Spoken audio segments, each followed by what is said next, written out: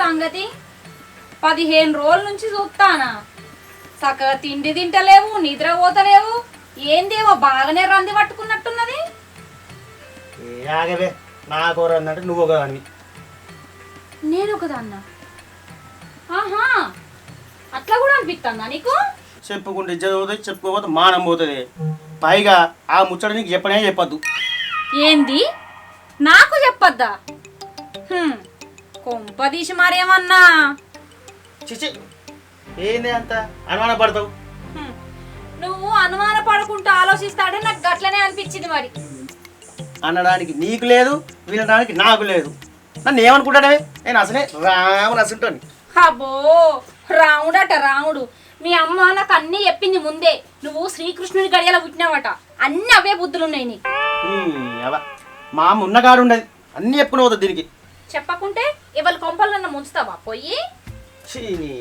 నీతో ఎట్లా మాట్లాడినా గోసగా ఉంది బా ఈ మెంటల్ మొక్కది పవల మొక్కం పద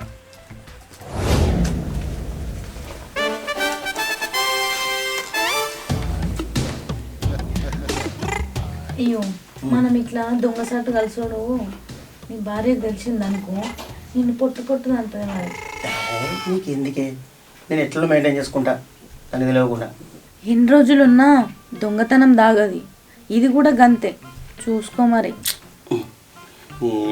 చల్లకచ్చి ముందు దాచినట్టు నువ్వు కూడా ఇట్లా చేస్తావా అని నాకు అంటే నేను మంచి చెప్పుడు తప్ప ఓ పిసానా మంచి చెప్పుడు తప్పు కాదే కానీ ఈ టైంలో చెప్పుడు తప్పే నాకు తెలుసు ఏదో ఒక మాయ మాటలు చెప్తావు మాయలు చెప్తావు అందుకే కదని దీని సంవత్సరం నుంచి నీ ఎంబడి పడుతున్నా చాలే నీ స్ట్రోక్ సైకిల్ దొక్క నువ్వు వచ్చిన పని చెల్లి కానీ మళ్ళీ నీ పిల్లలు ఇంటి దాకా వస్తుంది అంతే అంటవాని అంతే కదా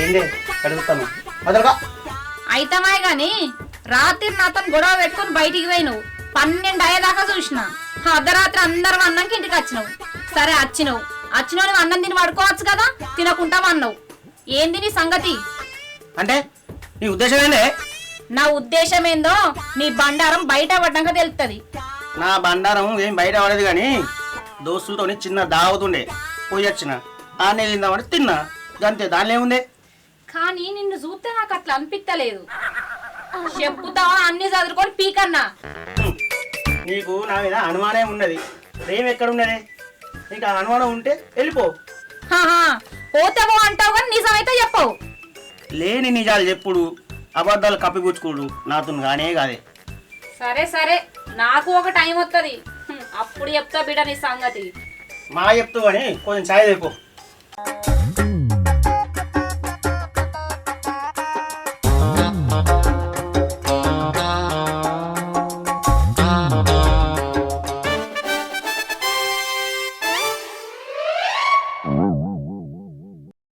ఎటు వేయండి దీని అల్లక్కోడు ముఖం నాకు చెప్పు బుడుబుంగా మాయమవుతాడు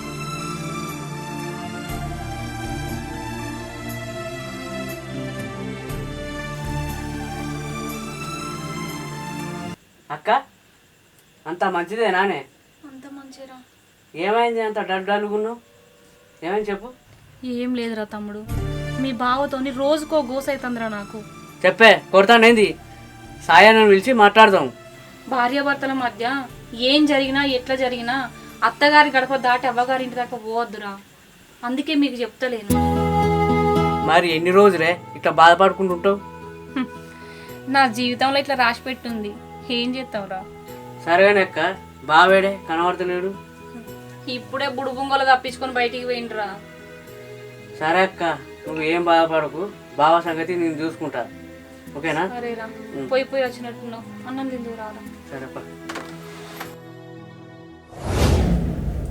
ఏమో నీకు మీ భార్యకు రోజు మీ ఇంటికాడ లొల్లైతుందట కదా గవని నీకెందుకే నేను ఉన్నాగా నువ్వు ఉన్నావు సరే కానీ మన ఇద్దరి ముచ్చట మీ భార్యను దాటి వాళ్ళ అవ్వగారింటి దాకా వేయిందనుకో ఇక ఉంటుంది చూసుకో పీసదానా మా బామ్మారుదులు మా అత్తగారు నన్ను చూస్తే గజగజ వణుకుతారే గాలి ఏం చెప్తారే. హ, అవునా? మీ బామ్మర్దులకు బావని మీ అత్తమామకు అల్లునివని విలువిస్తారు. గీ ముచ్చటలకు తెలిసిందనుకో నిన్ను చీపురు పుల్ల కంటే హీనంగా చూస్తారు. అబ్బా నేను వీడికి వచ్చింది పంచాయతీ వినడానికా పనికా? హ, నీకెన్ని చెప్పినా అర్థం కాదు. నన్ను అస్సలు వదిలిపెట్టావు. సరే కానీ అలా అన్ను బాగుంది. సరే కానీ మనం అన్నం తిని గంట అవుతా అండి. బావేడ ఇంకా అత్తలేడు, ఎటు వేడు? ఏం చెప్పమంటావురా తమ్ముడు, నాకు రోజు గిదే బాగోతావురా మీ బావతోని. ఏం చేస్తావా? ఏం చేయాలి, ఏగలేక పోతాను. ఏ బావా, ఓ బావా, ఇట్లా ఏంటి సంగతి? ఏమనుకుంటాను నువ్వు? మా అక్కను మంచిగా చూసుకుంటలేవాట. చెప్పు నీ సంగతి ఏంది? ఏంది నేను మీ అక్కని మంచిగా చూసుకుంటలేనా? ఏనాడన్నా మీ ఇంటికి వచ్చి నా మొగుడు మంచిగా చూసుకుంటానని చెప్పిందా? చెప్పు. గట్లా ఏ ఇంటి కోడలు చెప్పది. మా అక్క బంగారం, తెలుసా నీకు? బంగారం అయితే మీ అక్కని మీ ఇంటికి తీసుకుపోరు. నీకు నా మీద అంత అనుమానం ఉంటే. అరే తమ్ముడు అద్దురా, మాట్లాడుకుంటే పోతా అంటే లొల్లి పెద్దగా అవుతుంది. అమ్మ ఇట్లా నీకోసం చూస్తారు కావచ్చు, నువ్వు ఓర తమ్ముడు. ఇగో అక్క, నువ్వు ఉండు, సపరేకుండు. ఇగో నువ్వు ఇంట్లో ఇగో.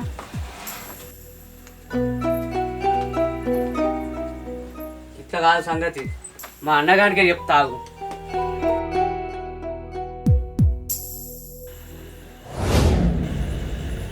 అన్న ఆయన వచ్చినాక ఎటు పడితే అటే మాట్లాడకురా, నీకు అసలే కోపం ఎక్కువ.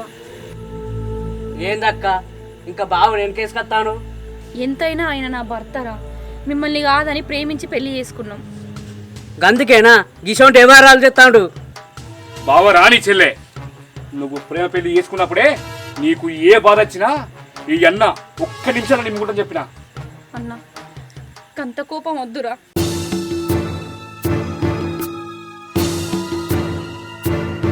అగ్గో పెద్ద బొమ్మరి చిన్న బొమ్మరిది నువ్వు పంచాయతీ పెట్టేది ఇంటి ముంగట.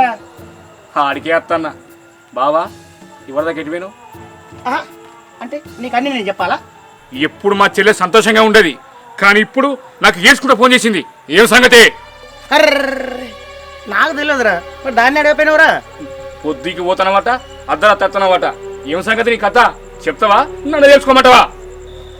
అరే బామ్మారిది, మీరు తెలుసుకొని ఇప్పుడు ఏం చెప్తారా? మీరు తెలుసుకున్నా ఏం చేయలేరు. గట్ట ఏంది బావా, అన్నీ తెలుసుకొని ఇక్కడికి వచ్చినాం మేము. ప్రేమించి పెళ్లి చేసుకున్నాం, కానీ బావా నేను ఈ మాట అనద్దు. సిగ్గులేదా నీకు?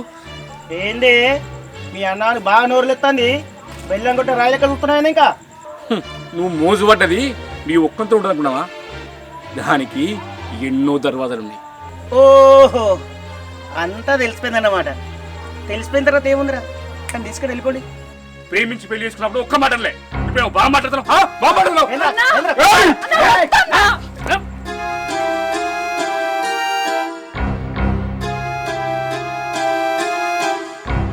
అన్న తమ్ముడు మీకు దండం పెడతాన్రా, నేను బావని ఎట్లయినా మార్చుకుంటారా, మీరు ఇక్కడ నుంచి వెళ్ళిపోండ్రా.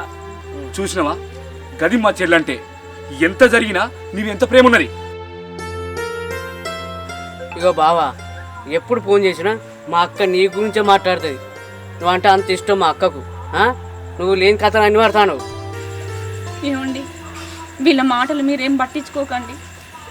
ఎంతైనా నేను మిమ్మల్ని ప్రేమించి పెళ్లి చేసుకున్నా. అవునా, ఇన్ని రోజులు నా మీద డౌట్ పడితే ఏదో అనుకున్నాను, అది కూడా ప్రేమ అని నాకు అర్థం కాలేదు. నన్ను క్షమించే. ఇప్పటి నుంచి అలా జరగనివ్వని, ఏదో తెలియక చేశాను. అనుమానం కాదండి, మీ మీద ప్రేమ. ఎక్కడ మీరు నా చేయి జారిపోతారో అని భయం వేసి అట్లా అన్నాను తప్ప మీ మీద నాకు ఎలాంటి కోపం లేదండి. మా భార్యలు అంతే అండి, భర్త మా కోసం 5 నిమిషాలు టైం ఇస్తే చాలనుకుంటాం, కానీ మీరేమో నగలు కావాలి, డబ్బు కావాలి అని అంటారు అనుకుంటారు. కానీ అలా ఎవ్వరు ఉండరండి. అది అర్థం చేసుకుంటే చాలు. అదే తప్పింది మోని. ప్లీజ్ ఫ్రెండ్స్, దయచేసి చెప్తున్నా, అమ్మ తర్వాత ప్రేమించేది భార్య ఒక్కతే. అలాంటిదని తప్పదో ఎవరు పట్టకండి ప్లీజ్. ఎవరిని ఉద్దేశించి కాదు, జనాల్లో ఎంతో కొంత మార్పు తీసుకురావాలని మా ఈ యొక్క లఘు చిత్ర ఉద్దేశం.